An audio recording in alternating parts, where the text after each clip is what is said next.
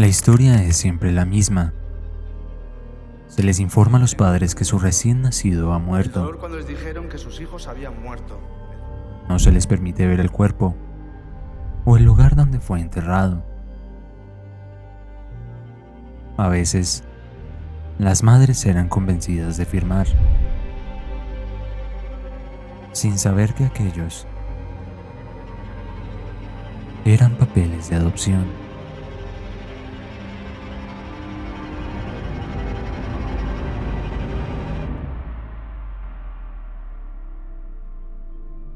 Durante las últimas décadas, miles de madres alrededor del mundo han reportado el mismo patrón con el que, aseguran, sus hijos fueron raptados horas o días después del parto. Han sido muchos los motivos por los cuales estos bebés han sido robados, despojados de su identidad biológica a la fuerza, pero sin duda, uno de los más frecuentes es la guerra. Cerca del final de uno de los conflictos europeos más grandes desde la Segunda Guerra Mundial, la entonces Yugoslavia se acercaba a su inminente disolución. Tras 140.000 muertes y más de 4 millones de personas forzadas a abandonar sus hogares, el Estado se dividió en 6 países y un territorio en disputa. Casi una década después, varias familias comenzaron a encontrar este oscuro patrón. Sentían que la información recibida sobre el nacimiento de sus hijos, incluso décadas antes de la disolución de Yugoslavia, no era más que una vil mentira. La situación empeoró cuando, al buscar respuestas, los hospitales respondieron únicamente con declaraciones vagas y ambiguas. No había casi nada de información sobre estos casos, y las dudas de miles de familias serbias iban tomando más y más fuerza. Poco a poco, el país se vio conmocionado por estas declaraciones, y el entonces protector del ciudadano publicaría en julio de 2010 un reporte sobre el denominado caso de los bebés perdidos. Su hallazgo no solo reveló que diferentes hospitales archivaban su información de maneras extrañas, sino que existían incoherencias en el registro de los recién nacidos. Los padres tenían un plazo de 30 días para darle nombre a sus hijos, pero si el bebé fallecía antes de recibir uno, el registro quedaría incompleto y no podía ser reportado. A pesar de llevar la problemática a oficinas del gobierno, entre tanta ambigüedad, el reporte solo pudo dar recomendaciones para el futuro. The deadline for declaring a child was born is 7 days. And the deadline for declaring a death is 24 hours.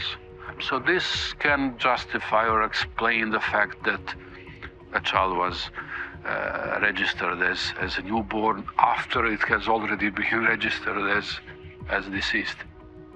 10 families come report us that their child is missing, and in 8 of these cases, the same doctor has signed a death certificate. The very same doctor.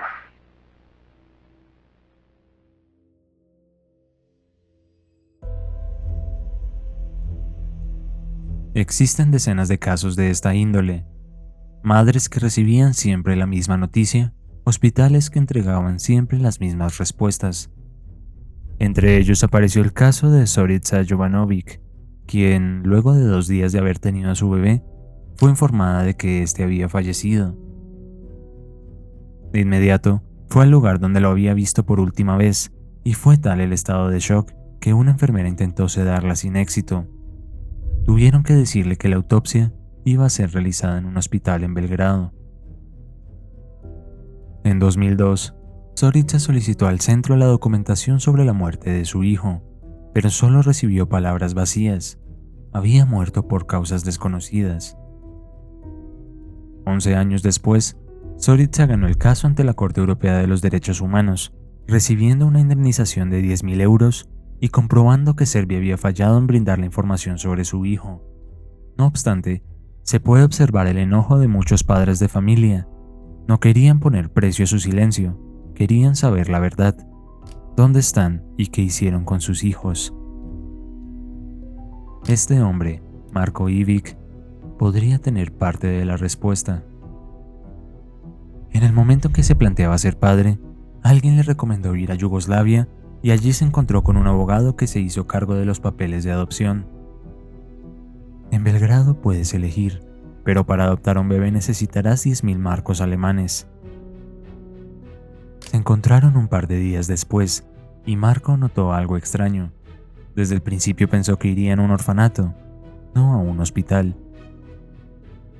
El abogado ingresó al centro médico y luego salió en compañía de un doctor. Kad sam upoznao doktora, bio je jedan veliki džentlmen, stao sam je razgledati. Doktor reče, je li lijepa? Kao anđeo, ja se zaljubio. Kroz to razmišljanje, doktor reče, biraj, biraj. Este testimonio no solo implica la existencia de una red de tráfico de bebés, sino que revela la oscura posibilidad de que estos niños hayan sido adoptados por familias de otras nacionalidades, algo que reduce enormemente las posibilidades de saber si siguen o no con vida, de saber si todo fue una mentira o no.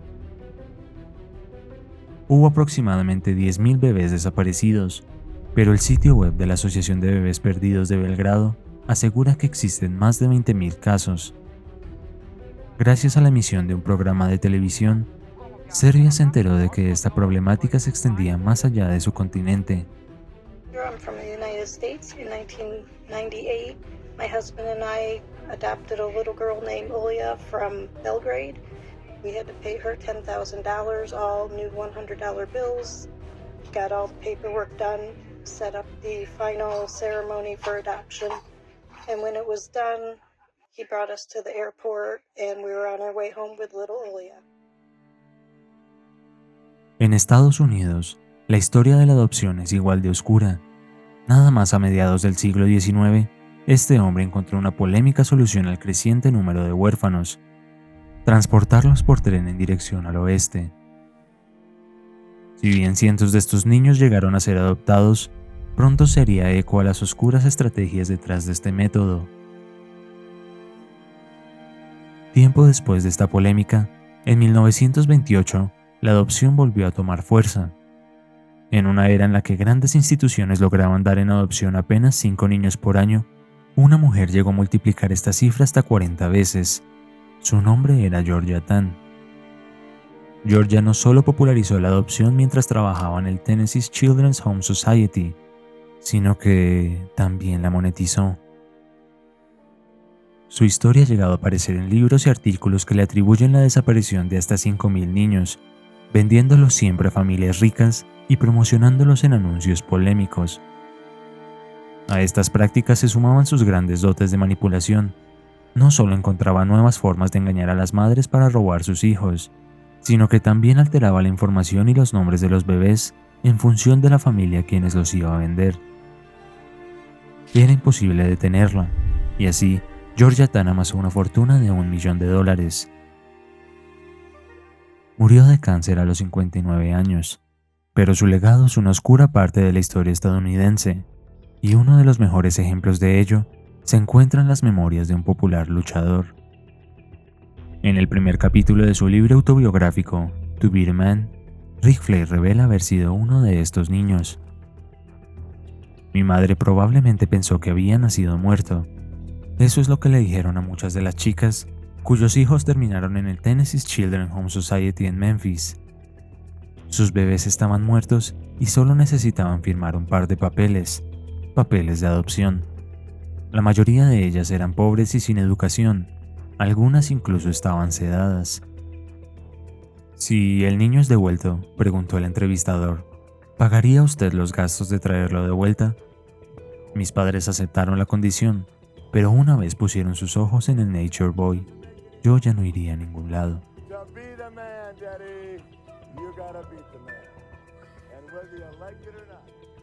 La historia de Georgia Tann también inspiró a esta película, pero no es la única que habla sobre estos robos.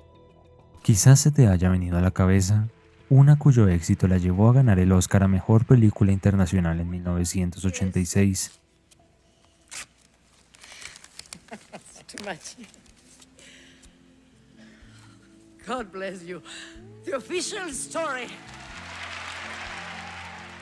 Encargada de anunciar la entrega del premio, La actriz Norma Aleandro también es quien hace el papel de Alicia, la protagonista de la película ganadora, La historia oficial.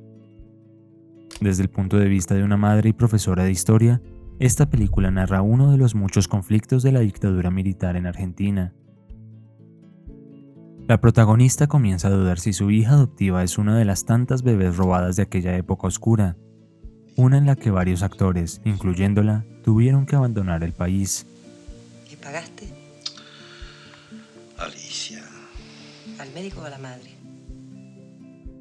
En una ocasión, al bajar de un auto en dirección a la casa donde se estaba filmando la cinta, 4 hombres la amenazaron para terminar con su producción, pero en secreto, todos continuaron con su labor artística y deber social, pues, según sus propias palabras, la búsqueda personal de Alicia es también la búsqueda de mi nación por la verdad sobre nuestra historia. Esta película cuenta con imágenes reales de las madres y abuelas de la Plaza de Mayo, una organización formada por cientos de víctimas que buscaban a sus hijos y nietos, pues algunas de las desapariciones eran madres embarazadas. Esta dictadura inició tras un golpe de Estado en 1976, 2 años antes de que Argentina fuera sede de la Copa del Mundo. Debido a las torturas, ejecuciones y secuestros, varios países extranjeros acordaron no participar, pero el movimiento perdió fuerza y el Mundial fue llevado a cabo. Los finalistas fueron Argentina y Países Bajos, equipo cuyo capitán, Ruud Krol, envió una carta a su hija para tranquilizarla debido a los rumores sobre la violencia y el terrorismo de Estado. La carta, sin embargo, era falsa, un grave error periodístico que fue rectificado por el propio jugador de fútbol.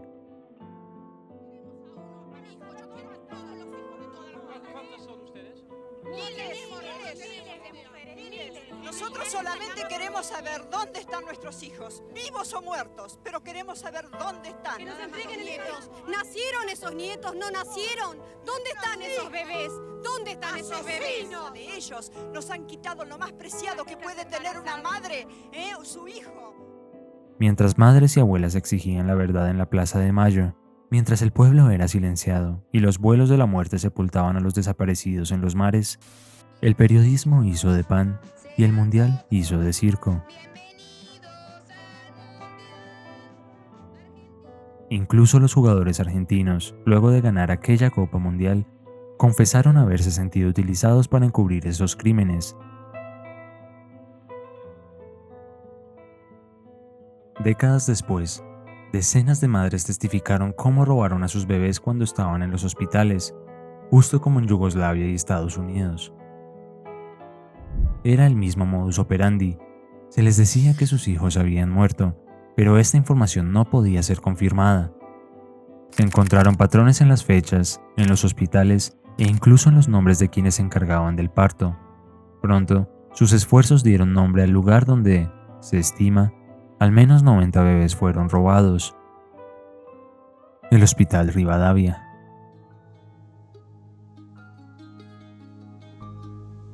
Además de este hospital, tiempo después se encontró el nombre de 14 parteras que presuntamente formaban parte de otra red más de tráfico de bebés, una que posiblemente tuvo origen incluso antes de la dictadura.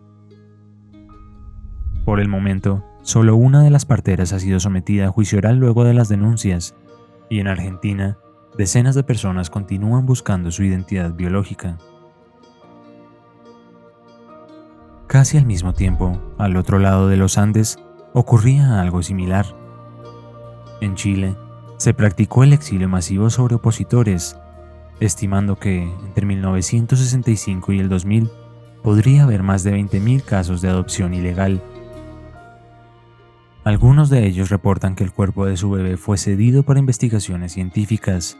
Sin embargo, no había certificado de defunción, y muchos bebés fueron entregados a familias de Norteamérica y Europa. Nuevamente, la historia ha demostrado ser vaga y llena de ambigüedades. Cuando desperté, me dicen que mi hijo había nacido muerto. Y me dicen que por protocolo del hospital no se pueden ver. En sus esfuerzos por hallar la verdad, fueron creadas las fundaciones Hijos y Madres del Silencio y Nos Buscamos. pero este parece haber sido un patrón inevitable, una oscura historia que se repite y que se repite, como si en el siglo XX el lado oscuro de la humanidad se hubiese puesto de acuerdo para llevar a cabo esta siniestra forma de comercio. No importa si las causas fueron guerras, dictaduras o codicia, los años desempolvaron cientos de miles de casos alrededor del mundo. Ya sean los bebés robados en la dictadura uruguaya, las desapariciones en Perú que inspiraron la película de la canción sin nombre, los bebés brasileños y colombianos que aparecían en Europa y por la cual Holanda suspendió las adopciones extranjeras, los robachicos en México, un mito inspirado en una realidad, o las 100.000 adopciones ilegales en Georgia, o los 200.000 bebés que abandonaron Corea del Sur tras la guerra, o los 300.000 bebés robados en España tras la dictadura franquista.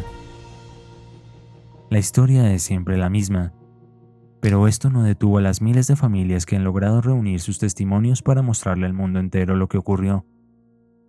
Sus esfuerzos han llegado a crear nuevas leyes para apoyar sus motivos e incluso promover el uso de bancos de ADN para encontrar la verdad. Varias personas incluso han llegado a hacer uso de inteligencia artificial para recrear cómo se verían estos bebés robados. Quizá en un futuro alguien vea la pantalla de su computadora y logre identificarse como uno de ellos, de la misma forma que estas gemelas de Georgia se reencontraron, luego de que sus familias vieran su parecido en un programa de televisión y ciertos videos de TikTok. Por supuesto, existen muchos más casos de reencuentros exitosos, desde cientos de adultos chilenos en el extranjero, los nietos encontrados por las abuelas de la Plaza de Mayo, o estos hermanos que fueron vendidos por Georgia Tan.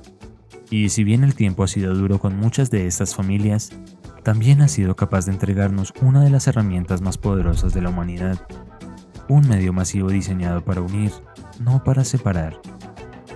Cada día son más las personas que encuentran estos grupos de búsqueda por internet. Cada día son más los padres que luchan contra los fantasmas de las guerras y las dictaduras. A pesar de los esfuerzos por hacernos ignorar el pasado, la esperanza por encontrar la verdad prevalece. Un legado y una lucha que nos corresponde mantener con vida, generación tras generación, pues ningún pueblo podría sobrevivir sin memoria. Y la historia es la memoria de los pueblos.